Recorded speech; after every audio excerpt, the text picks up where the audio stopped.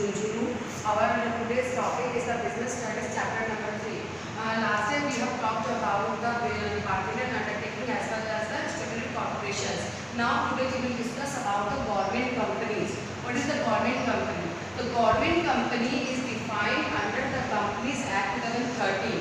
Under the its rules regulations, it is registered under this act, that is the Companies Act 2013, and it is defined under section 2/45 of the Companies Act 2013, and it is defined as the company should be hold minimum 51% shares.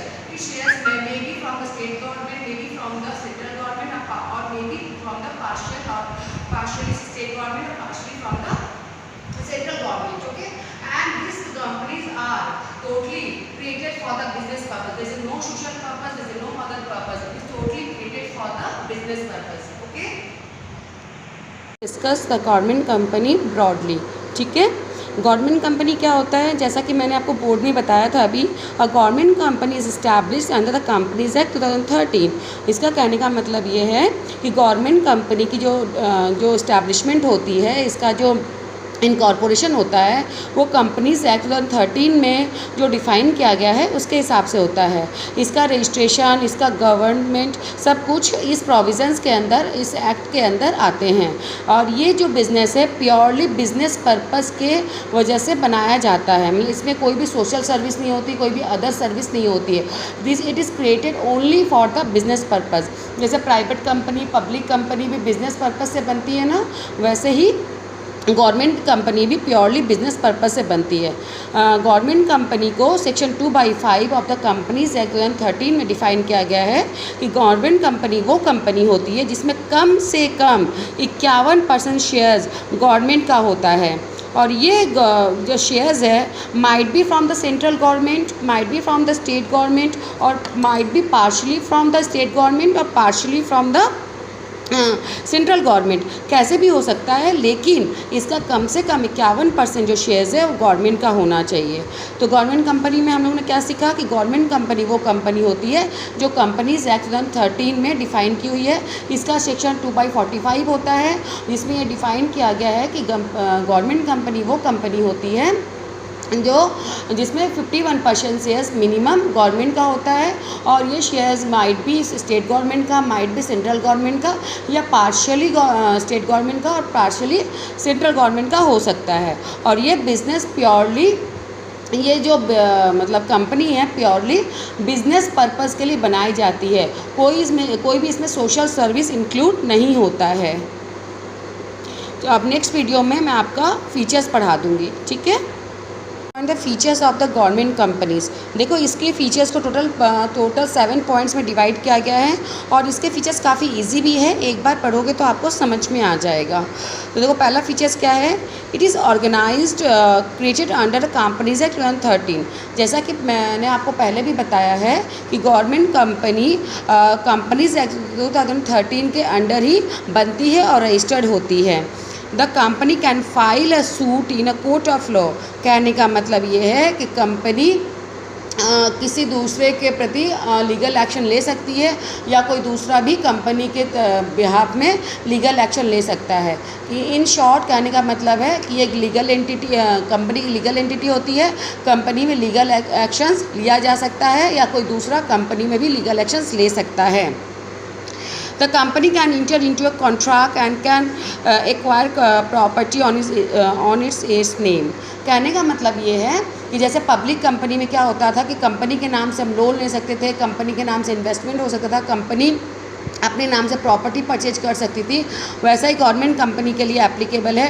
Government company भी अपने नाम से property purchase कर सकती है, अपने नाम से इन्वेस्टमेंट कर सकती है, अपने नाम से लोन भी ले सकती है, क्योंकि इसकी एक इंडिविजुअल आइडेंटिटी होती है। तो ये अपने नाम से प्रॉपर्टीज़ खरीद भी सकती है, बेच भी सकती है, लोन ले भी सकती है, लोन दे भी सकती है। Now point number 4, the management of the company is regulated by the provisions of companies act. कहने का मतलब ये है कि इस कंपनी का जो भी मैनेजमेंट है वो कंपनीज एक्ट के तहत ही रेगुलेट होता है। मतलब कंपनीज एक्ट में जो भी डिफ़ाइन किया हुआ है उसके अकॉर्डिंग ही उसके अकॉर्डिंग ही रेगुलेट होएगा। Now the point number 5, the employees of the company are appointed according to their own rules and regulations. कहने का मतलब ये है कि गवर्नमेंट कंपनी में जो भी बंदे अपॉइंट होते हैं वो सरकारी नौकर नहीं होते हैं, मतलब गवर्नमेंट एम्प्लॉयज़ गवर्नमेंट ऑफिसर्स नहीं होते हैं, ये अपने रूल्स रेगुलेशंस के हिसाब से ही इनका अपॉइंटमेंट होता है। कंपनी में क्या होता है, एक आर्टिकल एसोसिएशन और मेमोरेंडम ऑफ एसोसिएशन बनाया जाता है, तो इनका अपॉइंटमेंट का जो भी रूल्स रेगुलेशंस है वो सारे आर्टिकल ऑफ एसोसिएशन, जिसको शॉर्टकट में AOA, और मेमोरेंडम ऑफ एसोसिएशन, जिसको शॉर्टकट में हम MOA बोलते हैं, तो इस AOA और MOA में इसका पूरा रूल्स रेगुलेशन डिफाइन रहता है, जिसके अकॉर्डिंग इनका अपॉइंटमेंट होता है। Now point number 6, these companies are exempted from the accounting and the audit rules and procedures। कहने का मतलब ये है कि ये गवर्नमेंट कंपनी है, इसलिए accounting and auditing rules regulations में इसका एग्जेम्पशंस होता है। तो एग्जेम्पशंस वर्ड को अच्छे से सर्कल करना, क्योंकि इस वेरी वेरी इंपॉर्टेंट वर्ड, मतलब गवर्नमेंट कंपनीज़ का अकाउंटिंग और रूल्स रेगुलेशंस जो होता है अकाउंटिंग बनाने का, उसमें एग्जेम्पशंस होता है, ठीक है। An auditor is appointed by the central government and the annual report is to be presented in the parliament। और बोला गया है इसके जो ऑडिटर होते हैं वो सेंट्रल गवर्नमेंट के द्वारा नियुक्त किए जाते हैं, मतलब अपॉइंट किए जाते हैं, और इसके जो एनुअल रिपोर्ट होता है वो पार्लियामेंट में शो करना पड़ता है। Now last, the government company obtains it's fund from the government share holdings. कहने का मतलब यह है कि ये कंपनी अपना फ़ंड का जो कलेक्शन है वो गवर्नमेंट शेयर होल्डिंग्स के साथ करती है and other private share holders. कहने का मतलब यह है कि आपको मैंने पहले बताया था कि 51% शेयर्स मिनिमम गवर्नमेंट कंपनी का, गवर्नमेंट सेंट्रल गवर्नमेंट या स्टेट गवर्नमेंट का होता है, और बाकी जो 49% शेयर्स है वो अदर प्राइवेट कंपनीज़ का होता है। तो इसका जो फंड कलेक्शन है up to 51% shares government share holdings के थ्रू होता है, बाकी जो 49% शेयर जो फंड है वो प्राइवेट कंपनी जिन्होंने इसका शेयर्स खरीदा है उसके थ्रू होता है। Okay, point the merits. इसके मेरिट्स भी बहुत इजी हैं, जो अभी मैंने फीचर्स बताए हैं उसके बेस्ड पे ही मेरिट्स है, जो आप लोग एक बार पढ़ोगे तो आई होप आप लोग को समझ में आ जाएगा। तो फर्स्ट वन अपने देखते हैं, a government company can be established bye fulfilling the requirements of Indian companies act. A separate act in the parliament is not required. कहने का मतलब ये है, जैसे हम लोग ने स्टैट्यूटरी कॉर्पोरेशन में पढ़ा था कि उसके लिए एक सेपरेट एक्ट होता था, उस एक्ट के तहत ही कंपनी का गठन होता था, मतलब कंपनी का इनकॉर्पोरेशन होता था। लेकिन गवर्नमेंट कंपनी में ऐसा कुछ नहीं है, ये गवर्नमेंट कंपनी कंपनीज़ एक्ट 2013 के अकॉर्डिंग इनकॉर्पोरेट होती है, इसके लिए कोई भी अलग से कोई सेपरेट एक्ट की रिक्वायरमेंट नहीं होती है। 2 number, it has a separate legal entity. इसका एक सेपरेट लीगल एंटिटी होता है, मतलब ये अपने शेयर होल्डर से इसका एग्जिस्टेंस अलग होगा, इसका एक सेपरेट लीगल एंटिटी होएगी। 3rd number, it enjoys autonomy. Autonomy में सर्कल करना, इट्स वेरी वेरी इंपॉर्टेंट। इसका मतलब ये है कि ये ऑटोनोमस होता है, ये इंडिपेंडेंट होता है, अपने डिसीजंस ये इंडिपेंडेंटली ले सकता है, इस पर कोई गवर्नमेंट का प्रेशर नहीं, मतलब गवर्नमेंट के रूल्स रेगुलेशंस नहीं होते हैं, ये अपना ऑटोनोमस अपना काम कर सकता है, ऑटोनोमस रूल्स रेगुलेशन डिफाइन कर सकता है, उसका मैनेजमेंट डिसीजन इसका पर्सनल होता है, ठीक है, मतलब किसी का दबाव नहीं होता इनमें। 4th number, this companies by providing goods and services at reasonable price. चूँकि ये गवर्नमेंट कंपनी है इसलिए ये गुड्स एंड सर्विसेज को एक रीजनेबल प्राइस में सेल करती है।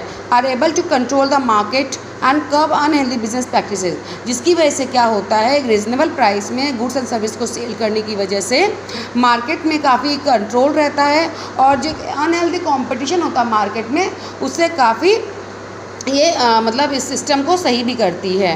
क्योंकि गवर्नमेंट कंपनी है तो इनके रूल्स, इनके जो प्रोडक्ट्स के जो प्राइस होते हैं वो पहले से डिफाइंड होते हैं, तो एक्स्ट्रा प्राइस चार्ज नहीं कर सकते हैं, तो इस तरह से अनहेल्दी कंपटीशन को ये बीट करता है और मार्केट के जो एक्टिविटीज़ है उसको कंट्रोल भी करता है, ठीक है। Topic is the limitations. अभी तक हम लोगों ने गवर्नमेंट कंपनी का कंसेप्ट, उसके फीचर्स, उसके मेरिट्स पढ़े थे, और ये लास्ट टॉपिक है दैट इज़ द लिमिटेशंस, मतलब इसका नुकसान क्या क्या हो सकता है, मतलब नुकसान इन द सेंस गुण दोष होता है ना, तो इसके दोष क्या क्या होते हैं। पहला क्या है, since the government is the only share holder in the some of the companies the provisions of the companies does not have the must relevance. जैसा कि आपको मैंने पहले भी बताया है कि इसमें गवर्नमेंट शेयर होल्डर्स भी होते हैं। इसकी वजह से कई बार क्या होता है कि कंपनीज एक्ट के जो प्रोविजंस होते हैं ये इसमें फॉलो नहीं होते हैं। Second number, it reverts constitutional responsibility which A company financed by the government should have. कहने का मतलब ये है कि कई जगह पे इसके अंदर कॉन्स्टिट्यूशनल रिस्पॉन्सिबिलिटी होती है। तो इसके तहत क्या होता है, कई बार कंपनी का जो फाइनेंस है गवर्नमेंट की तरफ से मिलना चाहिए, लेकिन इन एक्चुअल ऐसा होता नहीं है, which is not answerable directly to the parliament, जिसका कोई डायरेक्ट आंसर पार्लियामेंट के पास नहीं होता है। Third number, the government being the sole share holder. Government का देखो ज़्यादातर जो शेयर्स होते हैं गवर्नमेंट के होते हैं, क्योंकि 51% होल्डिंग गवर्नमेंट की होती है, तो इसलिए मैक्सिमम जो शेयर होल्डर्स होते हैं वो गवर्नमेंट के होते हैं। The management and the administration rest in the hands of the government. लेकिन इसके वजह से क्या होता है कि मैक्सिमम जो पावर होता है गवर्नमेंट का होता है ना, तो लेकिन जो मैनेजमेंट होता है ना, एक तरह से इसका जो मैनेजमेंट और एडमिनिस्ट्रेशन होता है वो साइलेंट रहता है।